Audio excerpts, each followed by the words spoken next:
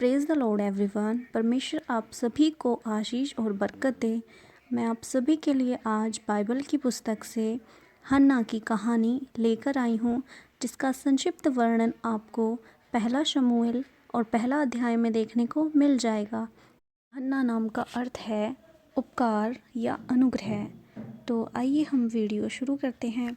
Bible में इस प्रकार से लिखा है कि अप्रेम के पहाड़ी देश में एल्काना नाम का एक पुरुष था। वह अप्रेमी था और सूप के पुत्र तोहू का परपोता, एलीहू का पोता और यरोहाम का पुत्र था। उसकी दो पत्नियां थीं, एक का नाम हन्ना और दूसरी का नाम पनिन्ना था। पनिन्ना के तो बालक हुए, परंतु हन्ना के कोई बालक न हुआ।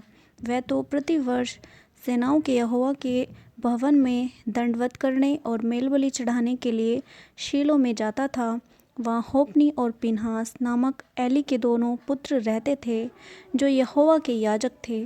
जब जब एल्काना मेलबलि चढ़ाता था, तब तब वह अपनी पत्नी पनिन्ना और उसके सब बेटे बेटियों को दान दिया करता था, परंतु वह हन्ना को दुना दान दिया करता था, क्योंकि वह हन्ना से प्रीति रखता था।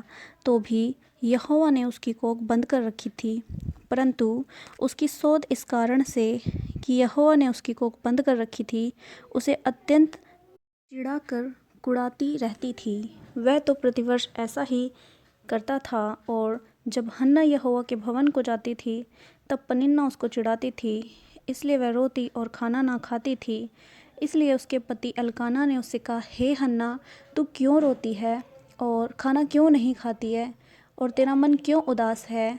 क्या मैं तेरे लिए 10 बेटों से भी अच्छा नहीं हूँ? प्रिय भाई बहनों, यहाँ पर हम देखते हैं कि एल्काना की 2 पत्नियाँ थीं। जब एल्काना यहोवा के भवन में मेलबलि चढ़ाने के लिए जाता था, तब वह पनिन्ना और उसके बेटे बेटियों को तो ज़्यादा नहीं देता था, लेकिन हन्ना को वह ज़्यादा देता था। इसीलिए पनिन्ना उसको चिढ़ाती थी, उससे चिढ़ती थी। और उसके बेटे या बेटियां भी नहीं थे, वो निसंतान थी, इसलिए भी पनिन्ना उसको चिढ़ाती थी।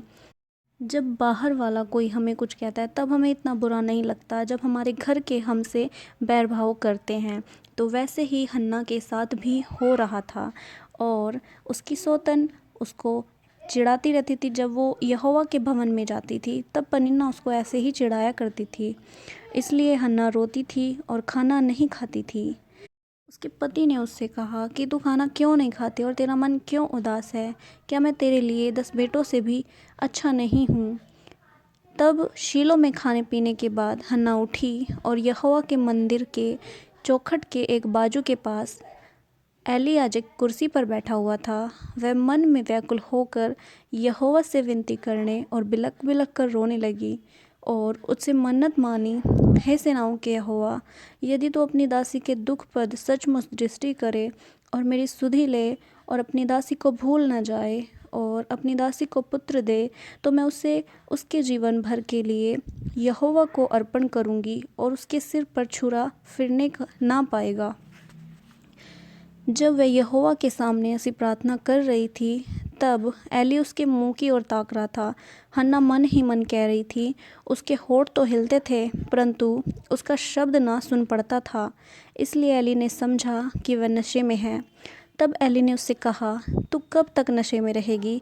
अपना नशा उतार। हन्ना ने कहा, नहीं हे मेरे प्रभु, मैं तो दुखिया हूँ, ना तो मैंने दाख मधु पिया है और न मदिरा। मैंने अपने मन की बातें खोलकर यहोवा से कही हैं। अपनी दासी को अच्छी स्त्री ना जान। जो कुछ मैंने अब तक कहा है, वह बहुत ही शोकित और चिढ़ाई जाने के कारण कहा है। एली ने उससे कहा, कुशल से चली जा, इज़राइल का परमेश्वर तुझे मनचाहा वर दे। और उसने कहा, तेरी दासी तेरी दृष्टि में अनुग्रह पाए। तब वह चली गई और खाना खाया, और उसका मुंह फिर उदास ना रहा। तो यहाँ पर हम देखते हैं कि जब हन्ना परमेश्वर के भवन में आई और मन में व्याकुल होकर जो उसने प्रार्थना की, वो उसने बिल्कुल टूटे मन से प्रार्थना की थी, और ऐसी प्रार्थनाओं को परमेश्वर बहुत जल्दी सुनते हैं। उसने मन्नत मांगी परमेश्वर, यदि तू अपनी दासी के दुख पर दृष्टि करे और मेरी सुधि ले, तब मैं जो पुत्र तू मुझे देगा उसे तेरे जीवन भर के लिए तुझे अर्पण करूंगी और उसके सिर पर छुरा ना फिरने पाएगा।